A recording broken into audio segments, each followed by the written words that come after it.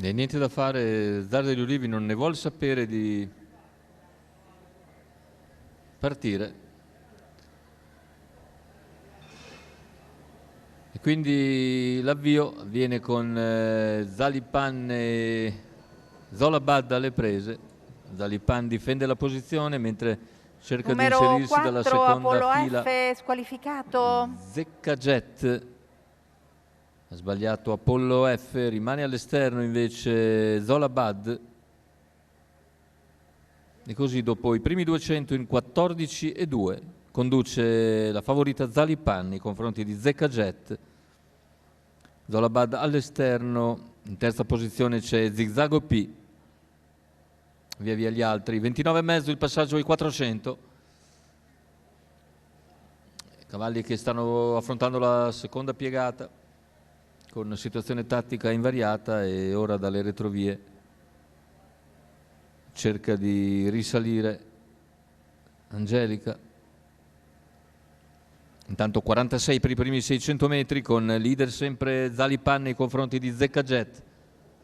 Angelica avanza gradualmente, si trascina Socrate e Benal, 800 metri in 1 minuto e 9 decimi, 14,9 davanti alle tribune con Zalipan che continua a condurre nei confronti di Zeccajet. Poi in terza posizione c'è Zigzago P, raggiunto ora da Angelica. Chilometro intanto che se ne va nell'ordine dell'1,15,9, 15 di parziale. Cavalli ora a 500 dalla conclusione con Zalipan che continua a condurre liberamente nei confronti di Zeccajet. All'esterno non progredisce Angelica anche perché la battistrada ora ha accelerato, frazione in 14,6. Si affronta la curva conclusiva con Zalipan in vantaggio su Zeccajet e Zigzago P. Gli altri non progrediscono. Accelera ulteriormente Zalipan. Entra nettamente in testa in addirittura d'arrivo, ultimi 100 metri di gara per Zalipan che in arrivo conclude facile, bissando il successo dell'ultima uscita. Secondo posto per Zigzago P,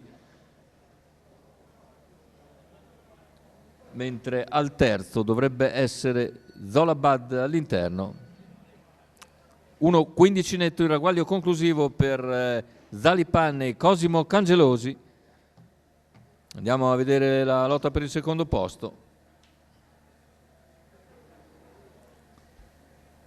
Zalipan facile alla meta, secondo posto che conquista